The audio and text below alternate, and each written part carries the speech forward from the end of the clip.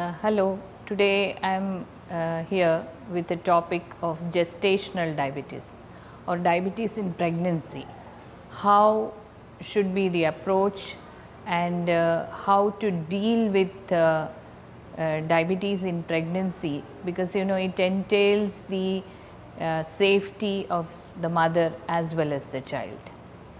Now, if we consider pregnancy, there are two types of diabetes. One is a diabetic mother getting pregnant, which is slightly different from a mother who is found to be a diabetic in the course of pregnancy, which is known as gestational diabetes.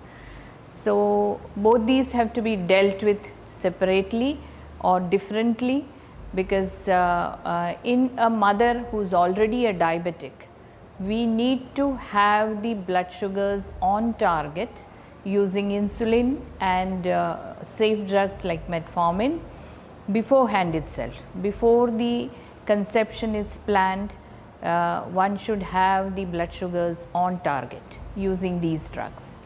Whereas gestational diabetes, it is detected along the course of diabetes, maybe after 12 or 14 weeks of pregnancy, and sometimes even earlier.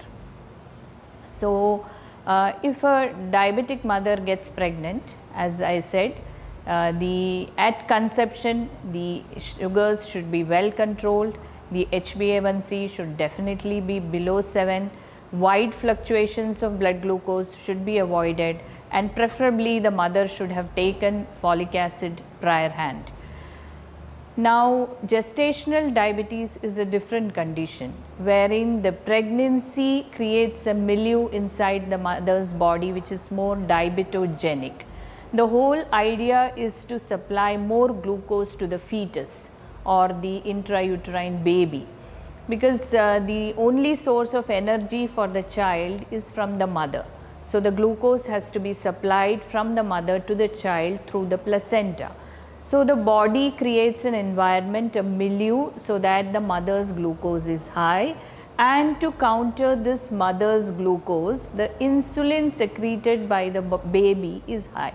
This is what happens. So, there is an interplay of various hormones like estrogen, progesterone, human placental lactogen, and there is a hormone which is secreted from the placenta. Placenta is the part which connects the baby and the mother in uterus.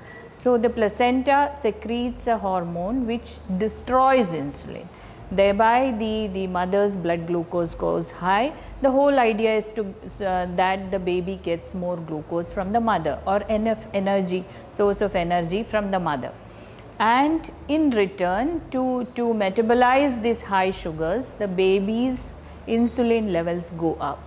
So, this is exactly what happens in gestational diabetes, a part of which is also true in a mother who is already a diabetic and becoming pregnant. So, why are we concerned about a good glucose control? The main concern is that the congenital anomalies which are seen in babies, the rate of congenital anomalies or the anomalies which are seen at birth, are much higher, almost 5 times higher in a diabetic mother as compared to a non-diabetic mother. So, that is our concern. The whole concern is to have a healthy baby without any abnormalities. The general abnormalities which are seen in babies of diabetic mothers is, one is because of the high insulin levels, the baby becomes fat, the baby puts on weight, the baby is overweight. So, this baby, to deliver this baby, it's difficult. So, the process of labor, becomes more difficult. So, there has to be assisted labor like putting a vacuum, etc. So, there are more chances of injury. So, all this is there. And you know that the babies of the diabetic mothers, when they are born, they look so cute and they are very chubby and very attractive and fat. So, we think that is a healthy baby. The grandparents are very happy seeing this healthy baby as compared to a skinny baby, which does not go with our cultural setup. So, but it is not a thing to be happy. That shows that diabetes has taken its toll, and the baby has put on weight because of the excess insulin secretion. And there is a chance of genetic abnormalities or anomalies of various systems like the brain, like the gastrointestinal system, like the genitourinary system, heart, etc. So, these vital organs may be affected if the mother's diabetes, mother's blood glucose is not under good control. So, that is precisely why we want the sugars to be on target. So, all these anomalies can be screened during pregnancy. We know that around the 5th month or 6th month there is an anomaly scan which happens, which is usually done, and we can detect many of these anomalies during these scans. So, which are mandatory, even otherwise in a diabetic mother they are imperative, they are very important. So, how do we go about treating the diabetes in a pregnant mother? We cannot terribly restrict the carbohydrate. In a normal diabetic, we know that we restrict the carbohydrate. The whole idea is to put in less and less glucose into the body. But in mother, the source of the baby is from the mother. So, we cannot restrict carbohydrates too much. We can restrict whatever is unnecessary, like we can avoid very high calorie foods, we can avoid sweets. We know that socio-culturally there is a custom of getting all these sweets to the pregnant lady and everybody tries to make her eat. But I would sincerely advise that eat judiciously and eat more of protein, less of carbohydrate, avoid unnecessary high calorie stuff, but don't go too low on carbohydrate, because the baby also has to get glucose from you. And there should always be a moderate exercise unless you have been advised a bed rest by the obstetrician. So, these are a couple of things which are easily doable and which will really help the mother to get her blood sugars on target, and which would help us to prevent anomalies in the early stages, and later on having a big baby which has to be delivered by a vacuum, thereby putting the baby more at risk of getting an injury. Now, there is always a confusion regarding treatment. We know that in diabetes in a pregnant lady, it is only insulin. In certain situations, when the mother or the lady is already taking metformin for the purpose of circumventing polycystic ovarian disease, we continue metformin throughout the pregnancy. But if you ask me regarding the treatment of diabetes, it is only insulin. So, we have to judiciously administer insulin, and the targets we propose in diabetes in pregnancy are a little different or a little lower.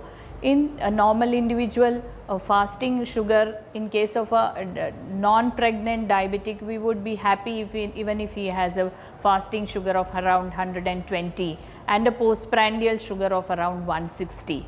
But in a pregnant individual, we would prefer a lower cutoff. We would want the fasting sugars to be below 100, and we would want the after food sugars to be below 140 definitely.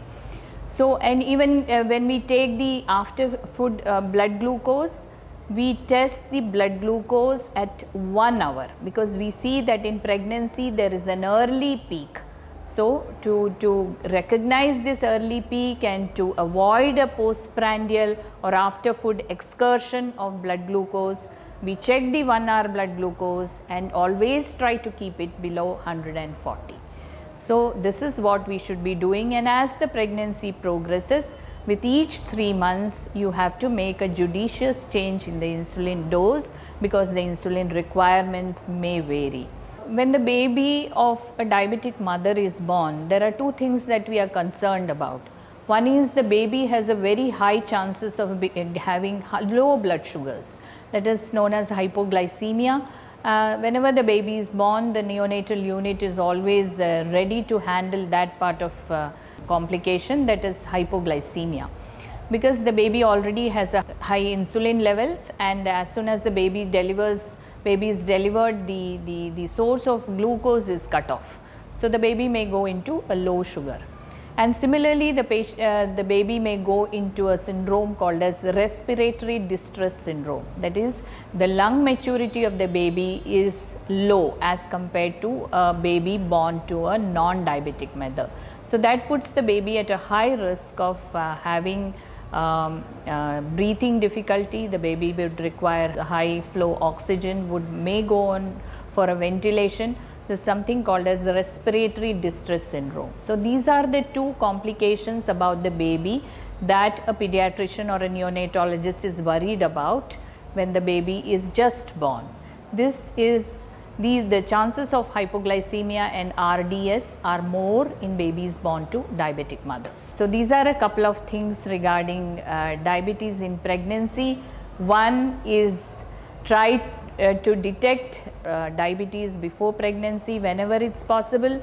Create a conducive environment before conception itself in case you have diabetes, and look for gestational diabetes first by glucose challenge test, and then by glucose tolerance test, which is a sugar test done following ingestion of glucose, and you have various cutoffs for these tests. So, that these tests are mandatory in all diabetic women, and I am sure all the obstetricians are doing it. Then once you recognize the patient to be a diabetic, we cannot forever go on for into lifestyle modifications, because it is a short period and we want the sugars to be on target as soon as possible. So, just a trial of a week would be okay. Then start on insulin, titrate it adequately at every third or fourth day, and try to bring it on target as early as possible, so that you do not have a big baby. And the most unfortunate part of a diabetic pregnancy is sometimes the intrauterine death that happens. You are contemplating a delivery at 36 weeks of pregnancy or so, and suddenly the previous day the mother perceives that the baby is not moving, and you realize that the baby has died in uterus. So, that is a very, very painful condition for the mother, for the family, and for the doctor.